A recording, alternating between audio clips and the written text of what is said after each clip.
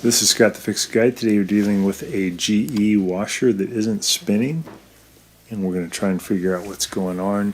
We set it for spin, and we're not getting any kind of result. You can hear the drain going, but it won't start spinning. So we're going to test a couple of things. Could be the little lid switch is malfunctioning, but also sometimes it's just the water pressure switch that's having trouble. Putting a little magnet on the lid switch, and I can hear it activating the drain. So I think the lid switch is working. So I'm going to open up the front panel. I've used a paint scraper to push in on the clip that's located about 2 inches in, 3 inches in from the right side and left side, and then I can remove the front panel. You could also use a standard head screwdriver to kind of pry the clips loose. And once you get the panel off, you'll have access to a lot of the components on the machine. The one we're looking for, though, is a little tube that goes down to the tub, and that tube is used to help the machine figure out if it has water in it or not. Putting the paint scraper in on those two sides, and we'll pull that front panel off. Here's the tub. Over here on the left side is the little tube that goes up to the pressure switch. Sometimes they get full of detergent and dirt, and they don't send the right amount of air pressure up to the pressure switch, and then the machine won't be able to go to spin.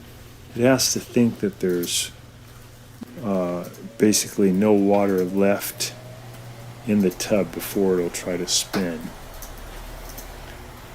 So now we do get a spin result because we cleaned up the tube a little bit. We're going to go over how to do that. It's pretty easy. Just going to lift up on that tube to pull it out. I should be able to blow on that tube and hear the pressure switch clicking. If not, it might be a little bit plugged up. So if you have like a straightened coat hanger or a long skinny screwdriver or a pipe cleaner, you can put it in that tube and you can try to get some of that debris out. So this one had just a bunch of junk that had somehow worked its way from the tub up into the tube over the years. Kind of clogged it up. I'm also looking at where the tube hooks up, making sure that's not all full of junk. So I'm using a little dental tool to get in there and clean that stuff out. And it doesn't take a whole lot to cause the wrong signal to be sent to the pressure switch. It basically has to know that there's no air pressure going up through that tube because there's no water in the tub, and then it'll let it go to spin. If it thinks there's water in the tub, it won't go to spin because that could actually damage, the weight of the water could damage the tub and the mechanism. So I'm cleaning out that tube, and we just put that tube back on, and you're ready to go.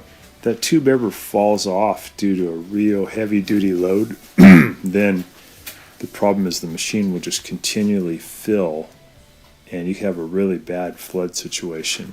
It's one reason why you don't want to overload your machine, because it'll wiggle around so much that sometimes it'll knock that tube right off. So we definitely found some junk caught in there. It'll just take you a couple of minutes to clean all that out. Again, one thing you could do is just blow in on that tube, and you should hear up in the upper left-hand corner of your machine a clicking sound, and that would be the diaphragm on the pressure switch being clicked in due to you putting air pressure in there. So that'd be a good sign. If you don't hear that click, it could be you have a torn diaphragm, or you have a really badly blocked tube. And either way, you got to take care of that, because if the machine can't tell how much water is in there, it could either overfill or in this case it won't go to spin. So I put the tube back on after I cleaned everything and put it all back together. I'm going to take it for a test to see if it's going to spin okay. These only go to spin if you have the lid closed for safety's sake.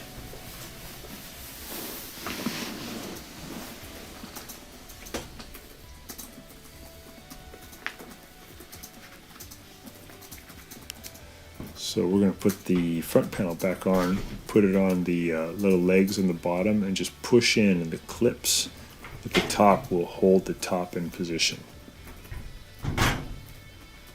There we go.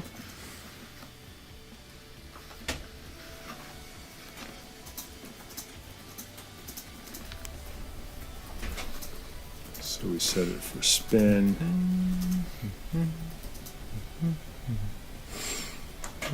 Give it a little test.